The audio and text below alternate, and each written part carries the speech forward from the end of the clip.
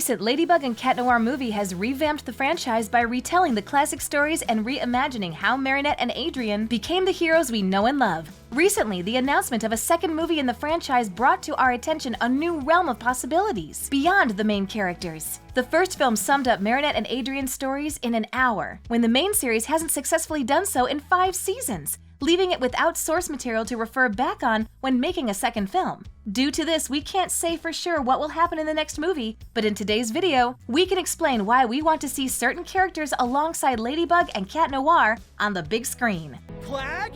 Claw? Out! Number 1. Rena Rouge. In the opening sequence of Ladybug and Cat Noir, Master Fu explains some of the lore behind the Miracle Box. At the same time, the audience receives a view of the box's top layer, which contains the main 7 Miraculouses we see throughout the original series. These Miraculouses represent the main heroes and villains in the original series, who receive the most character development and screen time. One of these heroes is Rena Rouge, the secondary left hand to Ladybug, who she comes to rely on for many things after revealing her secret identity in the episode Gang of Secrets. There's no doubt that the next movie will raise the stakes for Ladybug and Cat Noir, so Marinette will want someone she trusts beside her on the battlefield. In the film, Alia proves herself to be perfect for the hero position at the very start, as she saves Marinette from Chloe's wrath, and then decides to stand beside her throughout the rest of the school year. The runtime for the movie doesn't allow much development for the side characters, but Alia maintains her inquisitive and bold personality from the main series. When Ladybug and Cat Noir begin to save Paris from villains, Alia appears on the scene with her phone in hand, seemingly to shoot for her Ladyblog. The traits that made her a great Rena Rouge in the first place are still present in the film, and the French superhero team wouldn't be the same without her. You are so... Don't stop on my account. I'm just a fly on the wall. Number 2. Carapace. Although Master Fu is still present in the film universe to wield the Turtle Miraculous, his old age doesn't make him the best choice for fighting villains. At most, he keeps the Miraculous because he views Waze as a constant companion, and because it can save him in moments of emergency, like in Miracle Queen.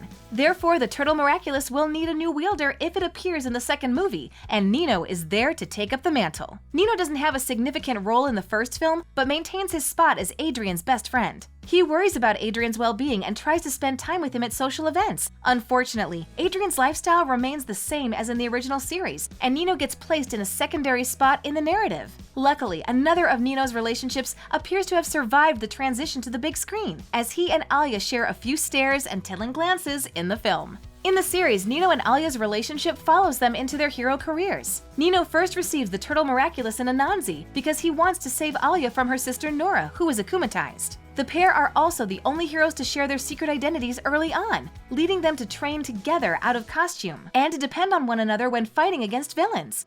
Carapace and Rena Rouge are a duo within the French superhero team, and it would be wrong to have one without the other. Hey, bro! Sorry. Bummer you're missing all the action, man. Number 3. Queen Bee.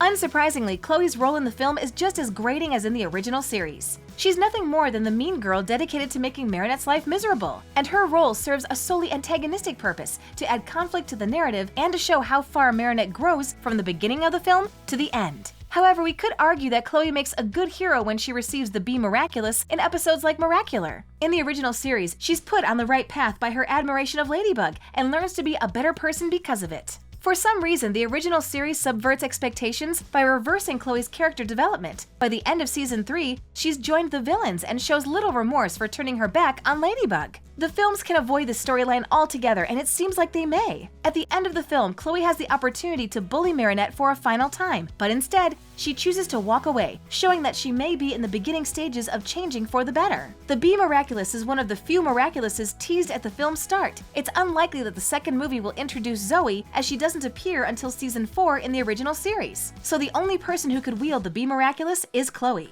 who is already an established character. As Queen Bee, she could deliver an engaging subplot and inner conflict for the heroes. Come on, Sabrina, let's get to class. We have much to study. Number 4. Mayura. Unlike the main series, Natalie plays a minor role in the film. She only appears a few times and doesn't appear to know about Gabriel's exploits as Hawkmoth. The film could have made this creative choice for several reasons, but it's likely because 2 villains could take away from the overall narrative or make it too complex for first-time watchers of Miraculous Ladybug. However, the choice to keep Natalie out of Gabriel's plans leaves her with many opportunities in the second film.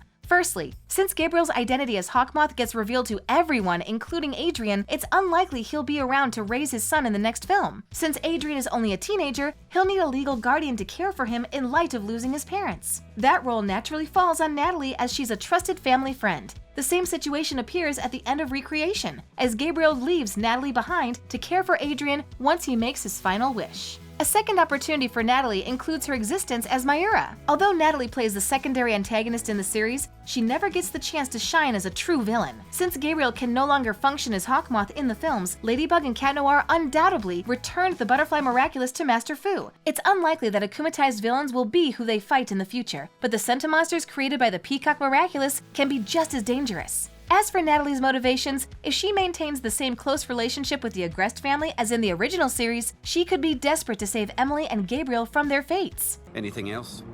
Your World Fashion interview tomorrow, first thing. Fine. Merci, Natalie. Number 5, Lila.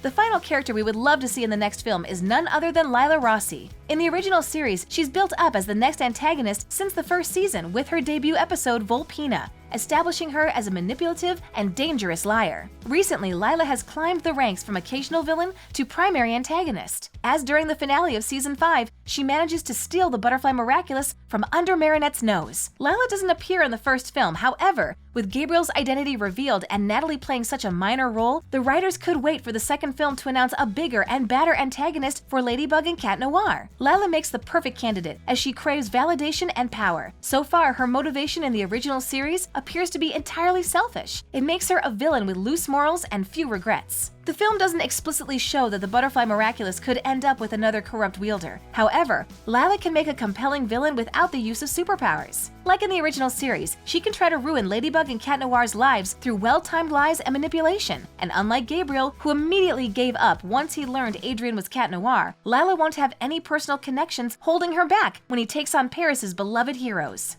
Oh, I was talking to my agent, Mom. I was telling him I'm going to miss you while we're shooting the movie in Mexico. There's still plenty of time before the sequel to Ladybug and Cat Noir reaches theaters and streaming services, but that leaves plenty of time for fans to speculate who they want to see debut in this rebooted franchise. There's no telling where or when the writers could draw inspiration from. With Marinette's original classmates appearing in the background of the first film, it seems plausible that other miraculous wielders have a future in this retelling, be that Rena Rouge, Carapace, or even the prima donna Queen Bee.